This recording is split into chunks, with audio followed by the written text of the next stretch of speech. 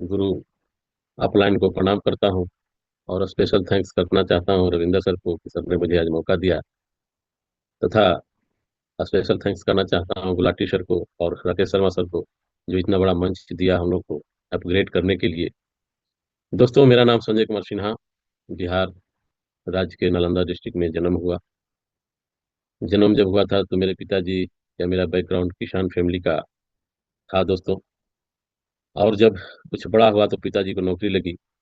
तो नौकरी लगी तो पिताजी ने मुझे हॉस्टल में भेज दिया पढ़ने लिखने के लिए। लेकिन हॉस्टल की कंडीशन अच्छी नहीं थी, तो मैं वहां से भाग करके मैं आ गया था डेहरी ऑन सोन, जहाँ पिताजी की पोस्टिंग थी। और धीरे धीरे पढ़ाई लिखाई होती गई। लेकिन नौकरी के दरमियान जब ग्रेजुएशन कर लिया था दोस्तों, तो कुछ दोस्त लोग उस समय माइनिंग इंजीनियरिंग करने के लिए नागपुर लोग जा रहे थे। तो मैंने भी पिताजी से कहा कि पिताजी मुझे भी इंजीनियर बनना है, मुझे भी भेज दिया जाए। लेकिन आप लोगों को तो पता ही है कि नौकरी वालों की क्या कंडीशन होती है। पिताजी ने मुझे है जो कि नागपुर नहीं भेजा, इनकम उतनी थी नहीं। तो उसी समय से दोस्तों मुझे नौकरी वालों से नफरत ही मान लीजिए कि हो गया। और क्योंकि कंडीशन सही नहीं चल रही थी, तो नागपुर तो गया नहीं। नहीं गया तो मैं खुद अब सोचने लगा कि क्या किया जाए ग्रेजुएशन कर लिया हूँ। तो दोस्तों, मैं खुद वैसे काम को ढूंढने की तलाश में लगा कि कौन सा ऐसा काम किया जाए जिसमें कि पूंजी भी न लगे, पैसे भी न लगे, और काम स्टार्ट हो जाए। तो दोस्तों, मैंने ट्यूशन पढ़ाने के काम से स्टार्ट किया। सहारा की एजेंसी ली, एलआईसी की एजेंसी ली, और 1994 से लेकर के 2020 तक दोस्तों मैंने इन एजेंसियों का काम किया। काम करते करते करोड़ों रुपया कमाया भी। लेकिन मार्च 2020 लॉकडाउन होती है दोस्तों, तो मानो कि मेरा पैर तले जमीन खिसक गई थी। क्योंकि अब जो है मेरे पास कुछ ऑप्शन था नहीं, क्योंकि सारे काम बंद हो गए थे लॉकडाउन जब लगी। लेकिन उसी समय एक एज होती है मेरी बेटी जो ग्रेजुएशन कर रही है, उनके हाथ पीले करने के सपने मेरे थे, तैयारी थी मेरी कि अब इस समय बेटी के हाथ पीले करूंगा। लेकिन ये लॉकडाउन जो है मुझे पूरी तरह से समझिए कि गरीब बना देता है दोस्तों।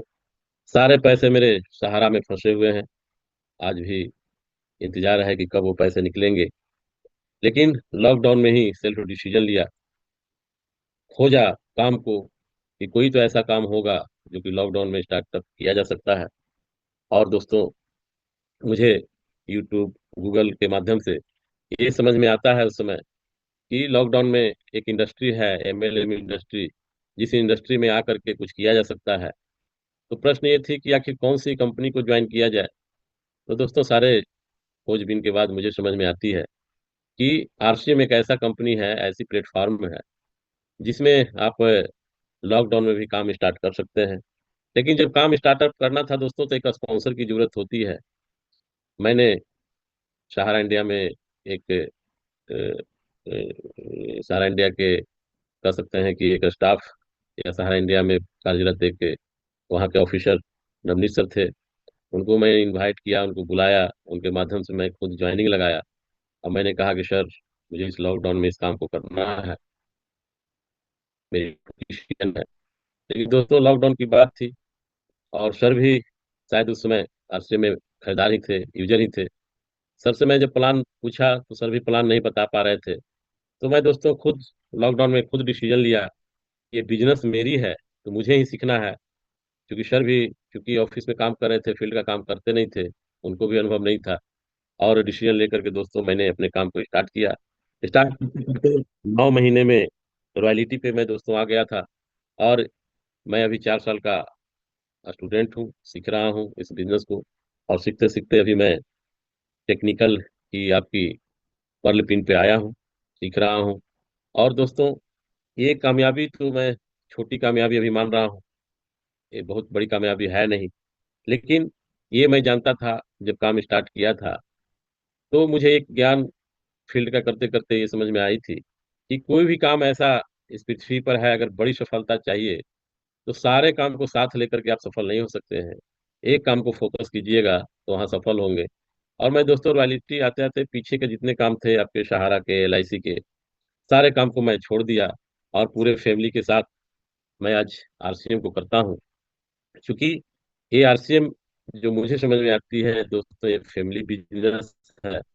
कोई भी एक्टिविटी आज आरसीएम को लेकर के आती है तो सबसे पहले मैं अपनाने की कोशिश करता हूँ, क्योंकि मेरी बेटी के सपने को पूरे करने हैं।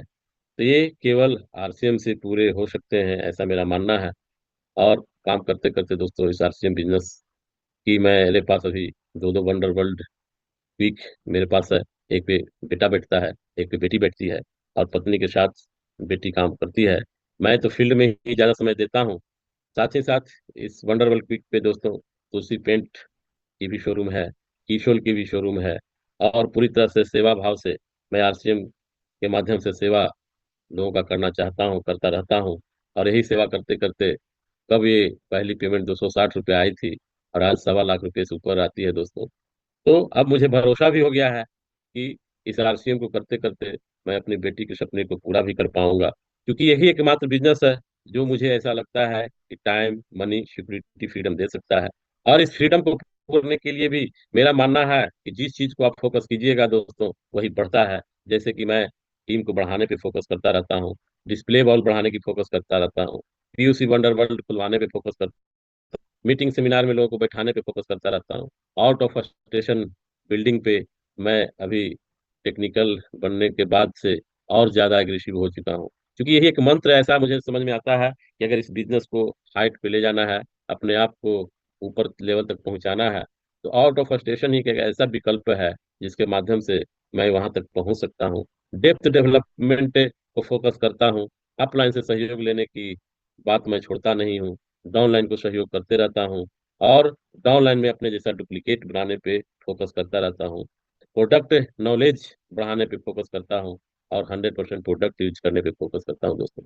आज ऐसी स्थिति है कि घर में कोई बाहर का प्रोडक्ट आ जाता है दोस्तों, तो उन प्रोडक्ट से नफरत होती है, मानो आरसीएम के प्रोडक्ट से मुझे प्यार हो गया है।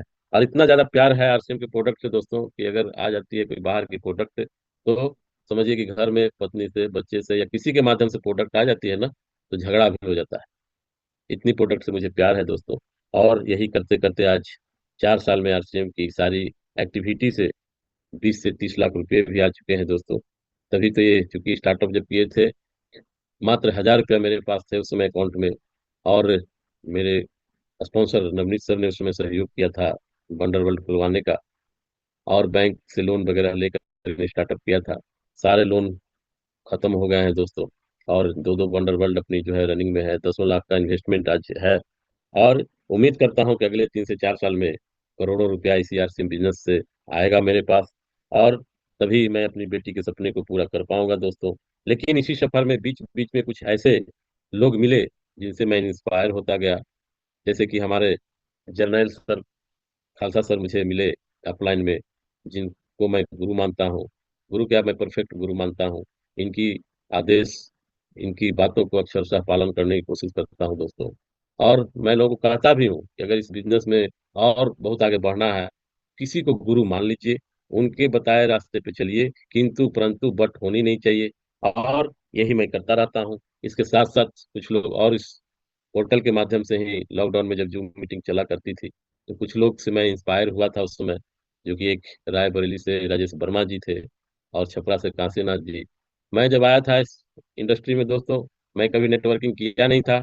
लेकिन जब ये दो शख्स को मैंने देखा था उस पोर्टल पे, जूम ऐप पे, तो ये लोग हमसे पहले सिस्टम में थे, टीचिंग का जॉब करते हैं। और मुझे इंस्पायर किया था कि जॉब करते करते जब ये लोग इस इंडस्ट्री में इस काम को रॉयल्टी तक ये लोग चूंकि आए हुए थे उस समय तक जब मैं ज्वाइन किया था, और इन्हीं को एक चुनौती बना करके मैंने काम किया था दोस्तों। कब लगता था कि जब ये पार्ट टाइम होकर के ये लोग टीचर लाइन में आकर के जब यहाँ तक रॉयल्टी तक आ सकते हैं, तो मैं क्यों नहीं आ सकता हूँ। और उस चुनौती स्वीकार करके मैं इन दोनों शख्स से आगे बढ़ने का मैंने मंत्र के साथ मैं काम किया और सफल भी रहा दोस्तों। ये दोनों लोग से पहले मैं टेक्निकल पे आया हूँ, और अभी तो इस पोर्टल के आ जाने से और इतना इंस्पायर आजकल होता हूँ, जिसमें हमारे सुल्तानपुर के डीके सर हैं, उनसे बहुत इंस्पायर होता हूँ।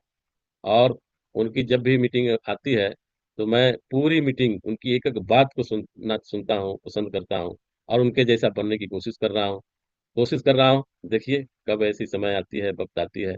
लेकिन दोस्तों, इस बिज़नेस में बहुत ही अपॉर्च्युनिटी है, बहुत ही संभावनाएँ हैं। लेकिन मैं ये रिक्वेस्ट भी करना चाहूँगा इस मीटिंग समाप्त करते-करते कि ये मिरेकल मॉर्निंग बहुत कम समय में जो है, बड़े-बड़े लीडर को खड़ा करके स्थापित किया है दोस्तों। तो अपने-अपने टीम को ज़रूर इस मिरेकल मॉर्निंग में लाने की कोशिश करें। मैं भी कोशिश करता रहता हूँ। कोई भी मीटिंग, कोई भी मौका मैं छोड़ता नहीं हूँ।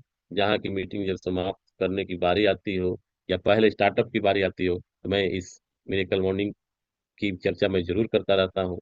अब देखिए, लोगों की ज़िंदगी अगर बदलनी होगी, तो वो लोग इस पोर्टल पे आते हैं।